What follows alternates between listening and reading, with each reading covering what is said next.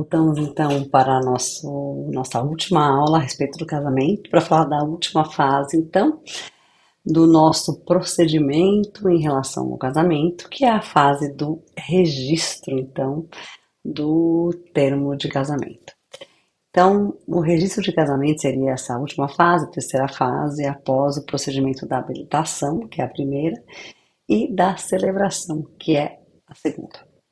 Essa última fase é justamente aquela para validação do casamento perante o registro civil das pessoas naturais, é onde a gente faz o registro no livro de casamento, cuja finalidade principal é aquela solenidade do casamento para dar a publicidade, e ela acontece então por meio justamente do registro do casamento. Seria o ato então de inscrição do casamento no livro próprio, que pode ser o B ou o B auxiliar, a gente vai ver de acordo com o ato que a gente vai estar inscrevendo, e forma então o meio de prova do casamento. Ele vai tornar público e acessível a todos o ato realizado. É por meio dele que a gente vai transformar então o estado civil da pessoa. A pessoa vai passar a ser casada e a gente vai presumir que todos então vão ter esse acesso e vão saber que a pessoa alterou o seu status, ok? Tratam sobre isso o artigo 1546 da Lei de Registros Públicos e artigo 70 e seguintes. Então, se o ato que foi praticado foi o casamento civil e a conversão da união estável, vai ser registrado no livro B. E se o ato que foi lavrado é o casamento religioso com efeito civil, com ou sem pré-habilitação, a gente vai registrar no livro B auxiliar. Então é importante a gente ter essa distinção de informações, para a gente saber aonde a gente vai registrar, se é num local ou outro. Antes da uniformização da conversão da união estável, tinha confusão, se era no mesmo livro, se era num livro específico, mas agora, como a gente tem uma uniformização, tanto na Lei de Registros Públicos quanto no Código Nacional de Normas, a gente sabe que a conversão da união estável ela é registrada exatamente no mesmo local do casamento realizado. Normalmente ou na sede ou em diligência, tratado da mesma forma, ok? Em que plano, né, que atua o registro? Então, se não acontecer o registro, o casamento ele não é válido, tem efeitos constitutivos? Não, ele atua no plano da eficácia do casamento. O casamento ele já é válido antes do registro, mas após a sua realização, ninguém pode alegar o seu desconhecimento. Na verdade, é um meio de prova do casamento. O registro, né, por meio do registro, através dele se extrai a respectiva certidão e é a certidão, por meio dela, que a gente prova a existência do casamento. Então não estamos no plano, né, da validade, mas sim da eficácia, e é por meio do registro que a gente justamente extrai, consegue resolver e comprovar por meio de perante terceiros que o nosso estado civil é de casado. Então, celebrado o casamento é lavrado o quê? O respectivo termo pelo oficial de registro civil ou por seus escreventes. E após a lavratura, o termo é lido em voz alta, assinado pelo celebrante, pelos noivos, pelas testemunhas e subscrito pelo registrador. Isso está no artigo 1536, caput, e as assinaturas são consideradas elementos do registro. É bastante importante que a gente saiba disso. E a gente vai ver isso um pouquinho mais a fundo, quais são os elementos desse registro, agora no decorrer dessa aula. Elementos, então, do assento, de acordo com o artigo 1536 e o artigo 70 da Lei de Registros Públicos.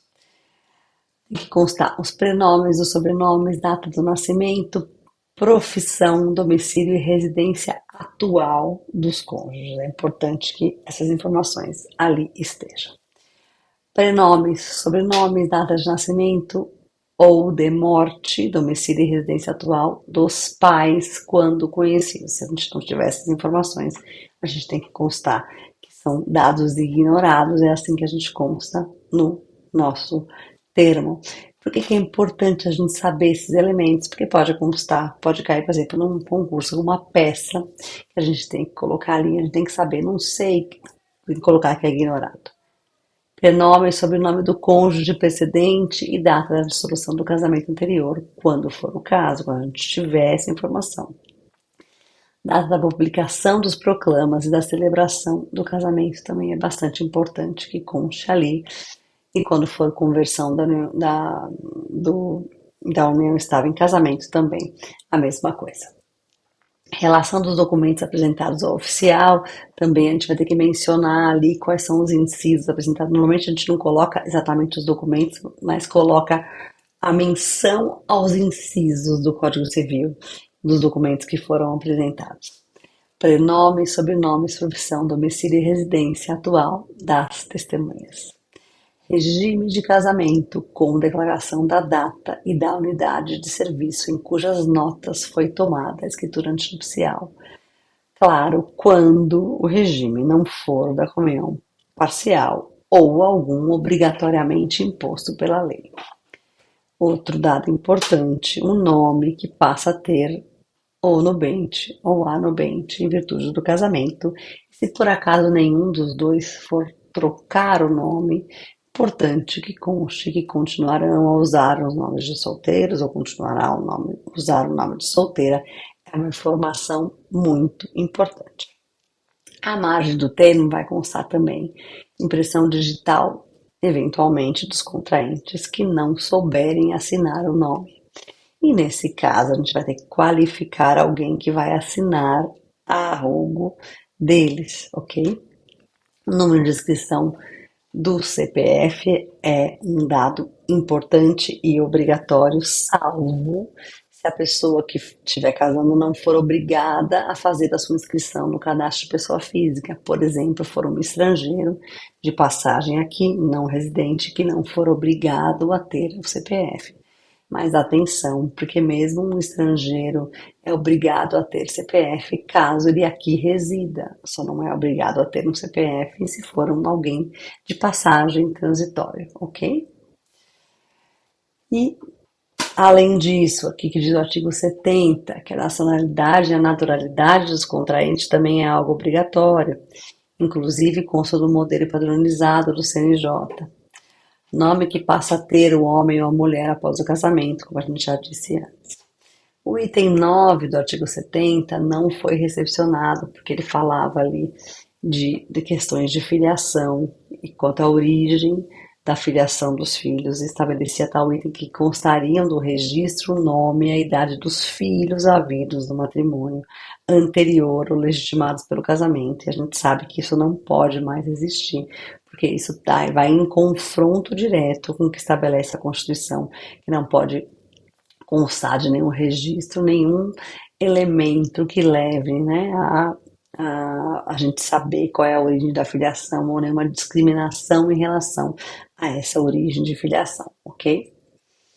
Após a lavratura do termo, é lido em voz alta, assinado pelo celebrante, noivos, testemunhas e deve ser subscrito pelo registrador, ok? É importante que todas essas pessoas assinem e as assinaturas também são consideradas elementos do registro, fundamental isso. E se os noivos resolveram alterar os seus nomes, é importante, eu já mencionei isso quando a gente for dar aula da escolha dos nomes para o casamento, que eles já devem assinar nesse momento que eles já se apropriaram, já estão casados, como eles resolveram se chamar a partir de então. Então, se eles por acaso adotaram o nome um do outro, modificaram seu nome ou voltaram o nome de solteiro, enfim, acresceram, intercalaram, o termo de casamento já vai ter que ser assinado por aquele nome. É importante, normalmente o próprio juiz de casamento ele já faz esse alerta, ou o escrevente que está ali participando do ato, ou o próprio oficial, mas é fundamental que eles já passem a assinar com um novo nome. Normalmente a gente pede que eles assinem por extenso, para ficar claro de que eles fizeram isso, ok? Ah, mas e se o novo noivo não souber assinar? Aquilo que a gente já disse, alguém vai assinar a arrobo dele e ele deve deixar a sua impressão digital à margem do termo. As testemunhas do ato também devem assinar o termo, por isso que é importante que as testemunhas saibam assinar. Ah, mas se a testemunha não souber assinar, então, testemunha que é testemunha tem que saber assinar. A gente tem que pedir para que seja uma testemunha que saiba assinar, ok?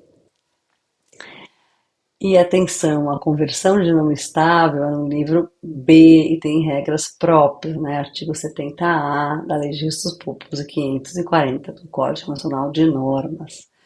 O termo lavrado ele não vai ter indicação de data das testemunhas, da celebração, do nome do presente do ato, da assinatura dos companheiros, das testemunhas, anotando-se no respectivo termo de que se trata de conversão da não estável em casamento. Então, quem é a única pessoa que vai assinar esse termo? O próprio registrador civil ou o seu preposto autorizado para fazer isso, tá?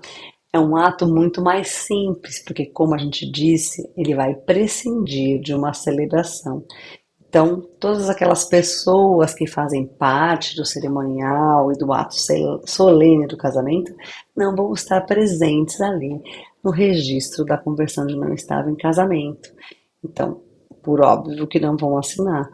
A única pessoa que vai assinar aquele ato vai ser quem o lavrou e quem o subscreveu. O resto das pessoas vão ficar de fora daquele ato, por óbvio, tá? Então é bastante importante a gente ter isso em mente. E o casamento religioso como efeito civil, como é que funciona esse registro? Ele vai ser registrado no livro B auxiliar, que ele é aberto e serve apenas para essa finalidade. Como a gente já analisou antes, os efeitos do registro, eles vão retroagir sempre à data do casamento, ainda que a habilitação seja feita muito depois. E às vezes ela é feita, hoje em dia é cada vez mais raro, mas ela é feita muito tempo depois. Eu trouxe um exemplo aqui para vocês, na aula, quando eu tratei dessa questão do casamento religioso, de uma situação em que as pessoas demoraram tanto para levar para o casamento para ser registrado, que nem sabiam, que a pessoa acabou falecendo, e daí, nesse caso, elas tiveram que se valer de uma questão judicial para conseguir reconhecer aquele casamento. Mas caso as partes ainda estejam vivas, elas podem sim fazer a habilitação do casamento e dar validade para aquele casamento religioso, retroagindo os efeitos, mesmo que tenha passado um bom tempo entre a realização do casamento e uma nova habilitação feita perante uma nova não, uma habilitação, né, porque nunca foi feita habilitação, perante o oficial de registro civil das pessoas naturais, ok? O importante é que todos os requisitos sejam cumpridos, que não haja nenhuma dúvida, mas caso, por exemplo, o oficial tenha dúvida sobre a validade daquele termo religioso, foi muito antigo, não tem como reconhecer firma, aí o que o oficial vai ter que fazer é suscitar uma dúvida, na pior das hipóteses, perante o oficial perante o juiz corregedor competente para que ele eventualmente faça uma averiguação maior, porque o que pode acontecer eventualmente é que as partes tenham vivido como aconteceu com esse casal durante uma vida inteira achando que eram casados, porque que fizeram uma cerimônia perante uma autoridade religiosa e por uma questão mesmo de ignorarem como funciona a lei, acharam por bem de que aquele casamento era válido, de que o estado civil delas era de casado, e assim viveram como uma aparente, como um aparente estado civil de casados, como posse de estado de casados durante toda a vida. Depois vão descobrir lá na frente, por alguma razão, quando vão precisar daquela prova, daquele ato que se faz justamente por meio da certidão e por meio do registro, de que no fundo não eram casados, né? De que foram enganados pelo padre, ou não. Foram enganados por ninguém, mas não fizeram um passo fundamental, que é a habilitação anterior ou posterior, para poderem dar validade para aquele casamento civil, que é o único válido hoje em dia, ok? Importante, do registro de casamento, o assento conterá data da celebração, o lugar, o culto religioso, o nome do celebrante, a sua qualidade, o cartório que expediu a habilitação, sua data, os nomes, as profissões, as residências, a nacionalidade das testemunhas que assinarem e os nomes dos contraentes. O termo religioso será assinado pelo celebrante, noivos e testemunhas, e, como a gente já disse, o registro vai ser feito no livro B auxiliar, pelo requerente do registro e pelo oficial ou preposto designado. Esses são os requisitos do registro do termo religioso de casamento que depois vai ser levado a registro, ok? O que mais que a gente pode falar sobre esse registro para que a gente finalize essa aula de casamento em grande estilo? É importante que esse termo de casamento ele conste todos esses dados para que a gente possa justamente dar validade para esse casamento religioso com efeito civil. A gente já falou numa aula anterior, mas eu vou repetir, em relação à necessidade de reconhecimento de firma ou não. Em princípio, aqui em São Paulo, a gente tem necessidade de reconhecer firma do celebrante. Antes, as normas exigiam que fosse reconhecida a firma não só do celebrante, mas também dos nubentes. Nós temos que ficar atentos para ver o que as normas exigem. Então, as normas estaduais devem ser analisadas antes de chegar a alguma conclusão. Em princípio, não há um regramento na Lei de Registros Públicos e nem no Código Civil, mas é importante a gente saber o seguinte, que o registro feito no livro B auxiliar, no qual se registra o assento de casamento religioso feito e realizado antes, ele não vai ser assinado por todas as partes que assinaram o registro ali de casamento religioso, mas sim e apenas pela pessoa que deu entrada no requerimento. Então, se foi só o noivo, pelo noivo, se foi só a noiva, e pelo oficial do registro civil ou pelo preposto designado, ok?